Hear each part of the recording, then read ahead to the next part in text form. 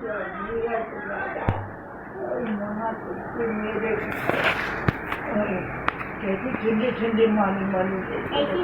वालेकुम गाइस, ये देखें आज अपनी नानों से मिलने लाहौर से आए हैं दो बच्चे, अजान चीकू। नानो बहुत ज़्यादा बीमार हुई हुई थी, ये भागे भागे आए हैं इशारे मिलने के लिए।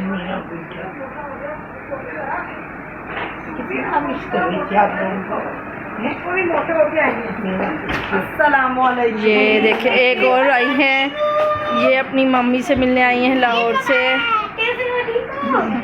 अस्सलाम वालेकुम, ईद मुबारक। कैसे हैं? ठीक हो? ईद मुबारक। ईद मुबारक। कैसे हो? फिर मोटे हो, कैसे हो? तो फिर मोटे हो क्यों आए? लंबे हो के आए हो?